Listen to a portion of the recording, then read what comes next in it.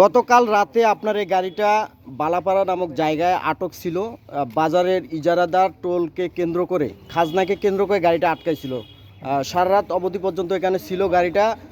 পরিশেষে 999 ফোন দেওয়াতে পুলিশ এসে আপনাকে উদ্ধার করছে। আসলে আপনি গাড়িটা এখন চাপাহাটে, আপনি যাচ্ছেন না কেন? এখন আরে আপনার সঙ্গে কি ঘটছে ঘটনাটা বলেন তো। ওখানে তো আমাকে থাকতে দেয় নাই, আমি থাকতে চাইছিলাম। এখন কয় তোর থাকা লাগবে না, তুই চাবি টাবি দিয়ে যা, গাড়ি আমরা পাড়া দেবো। আমি কিন্তু তোমারও একটা লোক দাও, আমিও ওখানে থাকি, দুজনে থাকি সারা রাত। আমাকে থাকতে দেয় নাই ওখানে, আমাকে ডাঙে লাস্টে ডাঙে আমাকে পাঠিয়ে দিয়েছে। কে মারছে আপনাকে? শাইনুর। কেন মারলো?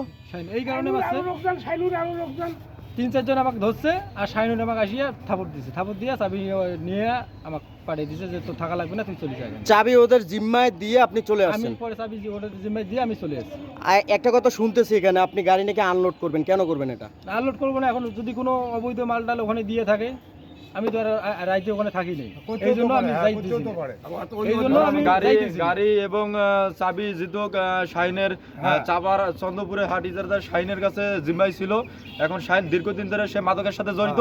এখন এই গাড়িতে মাদক ঢুকে দিয়ে আমাদেরকে ফাঁসানোর জন্য যদি চেষ্টা করে, তখন এটা ড্রাইভার কে নেবে? আচ্ছা, আপনি আপনি আপনি কি এই গাড়ির সঙ্গে আপনার কি সম্পর্ক? আমি মোটর ডিপার্টমেন্ট শ্রমিক ইউনিয়নের সভাপতি আমি।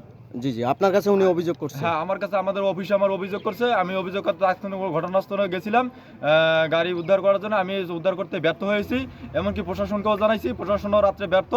এখন তারা রাত্রে মারধর করে আমাদেরকে ওখান থেকে বিদায় করে দিছে তাদের স্থানীয় পাওয়ারে।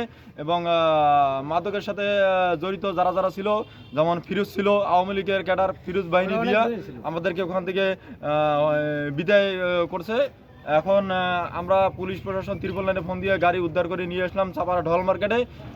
আমরা এই গাড়ি আর নিয়ে যাব না, কারণ এখানে শাইন জিতুক দীর্ঘদিন ধরে মাদকের সাথে জড়িত, এসে মাদকও গাড়ির মধ্যে দিতে পারে। এটাই হচ্ছে আপনাদের বক্তব্য, মূল কথা। এটা আপনার সন্দেহ? আপনার গায়ে হাত দিছে? হ্যাঁ, আপনি প্রশাসনিক কোনো ব্যবস্থা নিয়েছেন? পর্যন্ত 999 ফোন দিয়ে পরে আজকে আসলো। কোনো অভিযোগ করছেন থানায়? না, থানায় এখনো বলা হয়। আমরা এই কিছুর মধ্যে অভিযোগ করব, এবং আমরা একটা আমাদের এটার দাবি জানাবো। সুরা না পর্যন্ত আমাদের দাবি, এই দাবি চলবে। আচ্ছা, এখানে অনেক মানুষ আছে, এটা আপনারা কি জানেন এই ঘটনাটা ঘটছে? আমি নিজে বলছিলাম শাইনকে, এলাকার ছেলে, গাড়িটা থাক বটতলা পর্যন্ত না, ও মানবে না। ও চন্দ্রপুরে গন্ডগোটি তুলবে না, ওখানে চাইতে পারে না। আর গাড়ি আটকায় 5 মাইল দূরে, গাড়ি রাস্তা আটকায়। এটা কেন আটকাইছে দাদা গাড়িটা? কিসের বলে? খাজনা, গাড়ি ছিনতাই করার জন্য। চাঁদা চাঁদা চাঁদা না খাজনা। এটা কয় কিলো দূরে এসে ধরছে? 3.5-4 কিলো হবে চন্দ্রপুর থেকে শাইনের বাড়িতে। রাত্রে আপনারা বলছেন ছেড়ে দেওয়ার জন্য? আরে কত কি করছে, আমার মোবাইলটা পর্যন্ত ঘুরে হয়েছে, ঘুরে ঘুরে করছে। এই জাহাঙ্গীর তো মারি ফেলাইলে কালকে, আমি না থাকলে এই জাহাঙ্গীর মারি ফেলাইলে। হ্যাঁ, গাড়ি রাত্রে আটকাইবে কেন? গাড়ি ছিনতাই করার জন্য। ওর ভাইয়ের একটা রক্তের এখন কি আপনার এলাকাবাসীর কি দাবি এই বিষয়ে? বিচার শাইনের বিচার হবে। তারপরে এখানে আমাদের একজন স্থানীয় সংসদ সদস্য আছেন, আপনার তাদের কাছে যাইতে পারেন, প্রশাসন আছে, চেয়ারম্যান আছে। আপনার কার কাছে বিচার চাচ্ছেন এই বিষয়ে বলেন তো?